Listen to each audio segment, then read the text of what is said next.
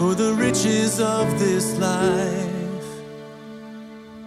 Oh, the ways we have been blessed. Oh, the poverty we own, and the things that we possess. You ask us to lay down all the treasure we have stored, for the treasure of your kingdom and a narrow road. Last week we spoke about two hospitaller saints. This week we're going to retreat to the monastic life.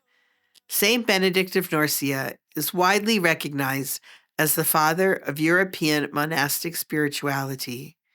His rule gives prominence to the poor as we read, "The poor and pilgrims are to be received with all care and hospitality, for it is in them that Christ is received."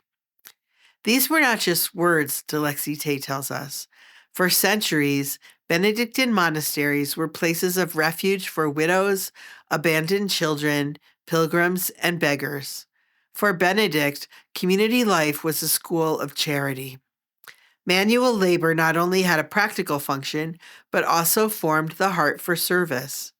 Sharing among the monks, caring for the sick, and listening to the most vulnerable prepared them to welcome Christ, who comes in the person of the poor and the stranger. Today, Benedictine monastic hospitality remains a sign of a church that opens its doors, welcomes without asking, and heals without demanding anything in return.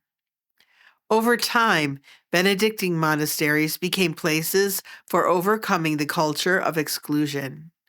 Monks and nuns cultivated the land, produced food, prepared medicines, and offered them with simplicity to those most in need. Their silent work was the leaven of a new civilization where the poor were not a problem to be solved, but brothers and sisters to be welcomed. In our lifetime, we have a striking example of monastic life as a leaven of a new civilization in the monks of Tibhirine, Algeria, who were kidnapped and later beheaded in the spring of 1996.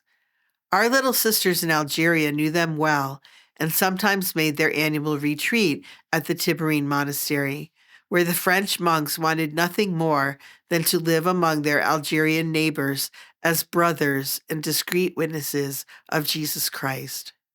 Writing about the monks, one author noted, "All the brothers of Tibhirine favored a spiritual and concrete approach to religious fraternity, far from the theological discussions reserved for a few experts. Brother Luke treated without distinction all those who came to the dispensary. Brother Christoph lived to the rhythm of the seasons, a communion and manual work with the associates, all Muslims of the monastery. All took turns at the gatehouse to listen, encourage, or lend a hand with administrative procedures." Christian de Chergé commented, "A glass of water offered or received, a piece of bread shared, a helping hand given, speak more accurately than a theology manual about what it is possible to be together." In the 1990s, the monks of Tibhirine, all of whom were French, found themselves in mortal danger due to the Algerian Civil War. They had to choose between leaving Algeria or remaining there despite the risks involved. They opted to remain at the risk of losing their lives. One of the monks wrote the following to his cousin, "Martyr. It's such an ambiguous word here. If something happens to us, I don't wish it to.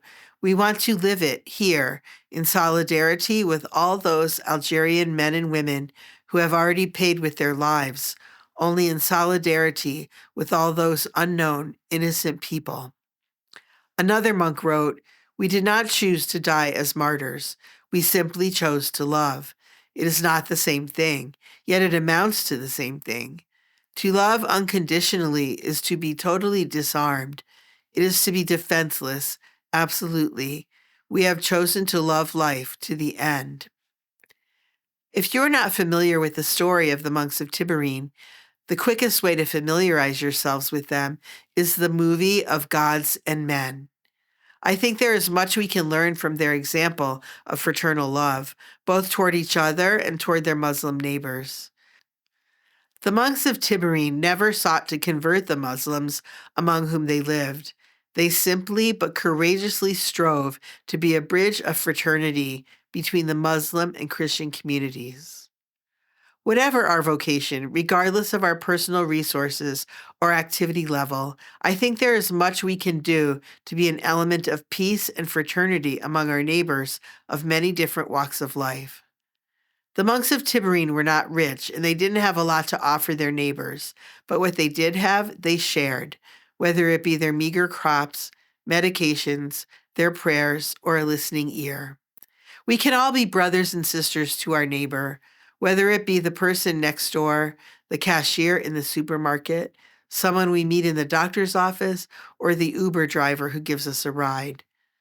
Today, I'm thinking especially of the elderly and those who are homebound for other reason. Your lives resemble the lives of monks in your solitude and your stability in remaining in one place. You may think that your days of contributing to the kingdom of God have passed, but there is still so much you can do despite your limitations, through your kindness and your prayers, which are not limited by geography or time. This week, let's identify someone in our life to whom we can reach out with a gesture of charity, a word of support, a simple smile, or a prayer that they may never even realize we uttered for them. In his suffering, the walls come tumbling down, and we become weak with our eyes.